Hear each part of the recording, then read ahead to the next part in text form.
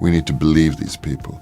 So I think that's just the starting point towards you accepting the fact that the costumes aren't the issue. The fact is, it's quite a modern story about one man, one secret, one decision that changed thousands of lives without anyone knowing about it. This is the story you've never heard about Alan Rickman, one of the greatest actors who ever lived, a man so private, so committed to keeping his life separate from the spotlight, that even his closest friends never knew what he was doing in his final years. What you're about to hear will shock you. It's a story about wealth, about responsibility, about what true generosity really looks like when nobody's watching. It's a story about a man who had every reason to enjoy his success, but instead chose to transform the lives of people he would never meet. If you love stories about real human impact, about people who use their success to lift others up, you need to hit that subscribe button right now, because this story only gets better, and you won't want to miss what comes next. Now let's go back to 2015, when Alan Rickman was 70 years old, facing the reality of time running short, carrying a secret that would shape the final chapter of his life. Alan Rickman wasn't a man who sought attention. He never gave interviews where he spoke about himself, never posed for unnecessary photographs, never traded on his fame or cultivated a public persona that extended beyond the characters he played. His private life was exactly that private. But in his final years, something shifted. Something stirred inside him that demanded to be expressed. Not through words or public declarations, but through quiet, deliberate action. This is the story of how one of the greatest actors of our time made a decision that would alter the course of countless lives. A decision made not for recognition or reward, but simply because it was the right thing to do. To understand why this moment mattered so much, you have to understand who Alan Rickman was. Born in 1946 in Acton, West London, Alan grew up in a working-class family. His father worked as a factory worker and a steel erector. His mother was a housewife. They didn't have much, but they had something more valuable. They had love, and they had stories. Alan's childhood wasn't glamorous. It was ordinary in the way that childhood should be. He went to a state school where he was just another kid. Unremarkable, quiet, the boy who sat in the back and observed, but observation was his superpower. He watched people. He listened to conversations. He understood the small gestures and subtle expressions that revealed who people really were beneath the surface. Teachers noticed something different about him, an intelligence that ran deeper than academic performance. When he was a teenager, Alan discovered drama. Not as a path to fame or fortune, but as a way to understand human nature, to explore the depths of emotion and psychology, to give voice to the voiceless. His parents supported his interest, even when it was clear that acting wasn't a conventional career path, especially not for a boy from his background. But they believed in him. By the time Alan reached university, he knew exactly what he wanted to do. He studied at Chelsea College of Art, then trained at the Royal Academy of Dramatic Art. It was rigorous, it was demanding, and it shaped him into an actor of extraordinary depth. For years, Alan worked in theater, in small roles, building his craft. There were no silver linings, no lucky breaks, no moment where a producer discovered him and changed his life overnight. He simply worked audition after audition, rejection after rejection, small part after small part. He was in his 30s before he began to receive significant recognition, 30 years old, and still fighting for roles, still proving himself, still believing in the work itself rather than the rewards it might bring.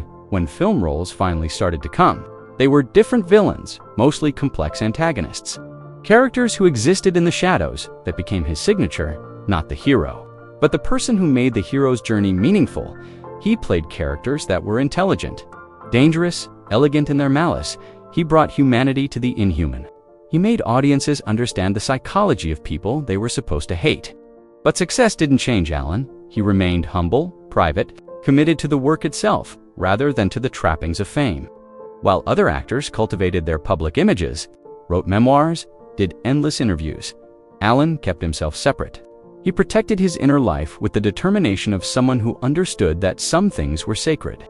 By 2010, Alan had become a cinema legend, a cultural institution, a man whose voice and presence could transform an entire film. People recognized him on the street. They quoted his lines to him. They asked him about his most famous characters. But there was something else happening beneath the surface. something Alan had observed while building his career, while rising from obscurity to fame. He had watched thousands of young people pursue acting. He had seen the desperation in their eyes, the hunger, the willingness to do anything for a chance. Most of them wouldn't make it. That was the brutal truth of the industry. Talent wasn't always enough. Luck played a role, timing played a role, access played a massive role, and that's where Alan's mind kept returning. Access. He thought about his own journey. How fortunate he had been, not just in his eventual success, but in the opportunities he'd received along the way, the good teachers, the right drama schools, the people who believed in him when he was nobody.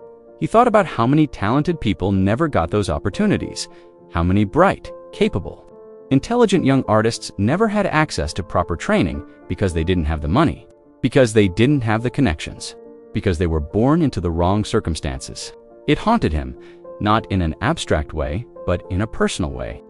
Alan had never been one to give to charity in a public way. No naming buildings after himself, no foundation with his name splashed across it.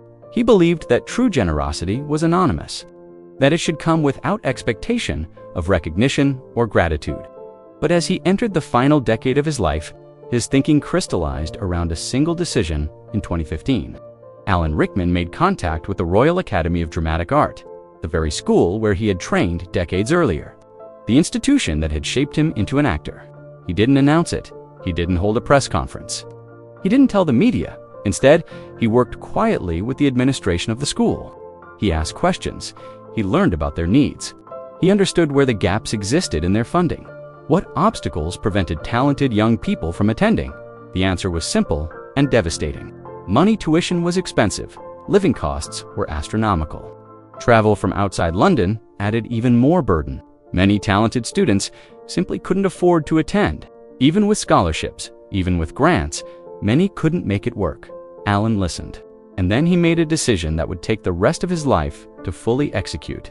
He decided to fund scholarships, not just one or two, but a comprehensive scholarship program designed to ensure that financial circumstances would never prevent a talented student from attending the Royal Academy. The scale of his commitment was staggering. He committed to creating full funding for students who couldn't otherwise afford to attend. He didn't just donate once, he established an ongoing financial structure, a framework that would continue long after he was gone, and he did it all in secret. From 2015 until his death in January 2016, Alan poured resources into making this vision real. He worked with the administration at the Royal Academy. He met with scholarship committees. He reviewed applications from students who would benefit from his generosity. Nobody knew. His colleagues didn't know. His friends in the industry didn't know. The media had no idea. Alan had spent 50 years avoiding the spotlight, and he wasn't about to start seeking it now. Those final months of his life took on a different meaning. He was no longer just an actor wrapping up a career. He was a man with a mission. Every decision he made, every commitment he kept, every project he undertook was filtered through the lens of this larger purpose. He continued to work. He appeared in films. He voiced characters. He did the things he loved, but underneath, there was this other work, this invisible work. This legacy he was quietly constructing. People around him noticed something different. He seemed more at peace, more purposeful, more aligned with something larger than himself.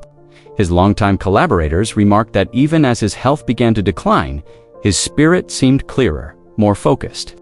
He wasn't performing anymore. He wasn't seeking anything. He was simply doing what needed to be done. Alan Rickman died on January 14, 2016. The world mourned the loss of an extraordinary actor. The tributes poured in colleagues, directors, fans, all celebrating his talent, his craft, his influence on cinema, but the full scope of his final gift remained unknown. The scholarship program continued quietly, operating in the background, doing its work, changing lives. It wasn't until months after his death that the Royal Academy made the announcement. In an official statement, they revealed that Alan Rickman had established a major endowment for scholarships, funding that would ensure talented young people from disadvantaged backgrounds could attend the school. The statement was matter-of-fact, professional, respectful of his privacy even in death. It didn't sensationalize. It didn't ask for additional donations or publicity. It simply acknowledged what he had done. The response was immediate and emotional. Journalists who had known Alan for decades expressed shock, Colleagues who had worked with him for years said they had no idea. Friends revealed that he had never mentioned it, never asked for praise, never hinted at what he was doing. One director, who had worked with Alan multiple times, said in an interview, "He was the most generous person I've never known about. I worked with him for years without realizing what he was doing behind the scenes." That's who he was, a man who gave without needing to be recognized for giving in the years following his death. The true scope of Alan's generosity became clear. The scholarship program he had established was one of the most significant financial commitments the Royal Academy had ever received from an individual. It wasn't just money, it was a statement of belief. A statement that talent shouldn't be gatekept by wealth, that access to training and education should be determined by aptitude and passion, not by bank accounts. Young people from working-class backgrounds, from families that had never sent anyone to drama school, from circumstances that made the Royal Academy seem impossibly distant, these students now had a pathway, a real pathway, a funded pathway, because Alan Rickman had decided it mattered. Teachers at the Royal Academy reported that the scholarship program changed the dynamic of the school. More diverse students, more voices, more perspectives. The student body became richer and more varied because one man decided that access shouldn't be a privilege reserved for the wealthy. One scholarship recipient, a young woman from a council estate in East London, spoke about what it meant to receive Alan Rickman's scholarship. "I never thought I could do this. My family didn't have money. My parents worked full-time just to make rent. But someone believed that talent mattered more than circumstances. Someone believed I deserved a chance, and now I'm here, training at the same school that trained him, learning the same craft. Following a path he made possible for me, that's the ripple effect of generosity. Not the immediate impact, but the long-term transformation. The way it opens doors, not just for one person, but for generations of people." Alan Rickman spent 50 years of his life in the public eye. Audiences knew his voice, his presence, his characters, but they didn't know him. And he preferred it that way in his final years. He made a decision that reflected everything he stood for, everything he believed about talent, about opportunity, about the responsibility that comes with success. He didn't write a book about his philanthropy. He didn't speak about it in interviews. He didn't create a foundation with his name emblazoned across it. He simply did the work, quietly, deliberately, with the same commitment to craft that had defined his entire career. There's a lesson in that, a lesson about what true generosity looks like. Not performance, not publicity, not the kind of charity designed to make headlines, but the kind that simply opens doors and lets talented people walk through. Alan Rickman understood something that many successful people never grasp. That the true measure of a life isn't what you accumulate or what people know about you. It's what you give and how you give it. The students who have attended the Royal Academy through Alan Rickman's scholarship program will likely never meet him. They'll study his work in film history classes, they'll appreciate his performances, but they may never fully understand how profoundly he changed their lives, how his quiet decision, made in secret, made their dreams possible. That's okay. That's exactly what he would have wanted today. The Alan Rickman Scholarship at the Royal Academy continues to support students. New recipients each year, new voices, new talent. All of it flowing from a decision made by a man who understood that talent without opportunity is just potential. His films remain, his performances will be watched and studied for generations. People will continue to quote his lines, to analyze his craft, to celebrate his artistry. But beneath all of that, there's another legacy, a quieter one, a more human one. The legacy of a man who looked at his own success and decided that the best use of it was to create the same opportunities for others that he had fought so hard to earn. In his final years, Alan Rickman made a decision that touched thousands. Not because they knew about it, but because they benefited from it. Because it changed the trajectory of their lives. He proved that the greatest performances don't always happen on stage or on screen. Sometimes they happen in the silence, in the spaces between the spotlights. In the quiet decisions made by people who understand that some gifts are meant to be anonymous. And sometimes the most powerful character someone can play is simply themselves. A good person making the right choice at exactly the right moment.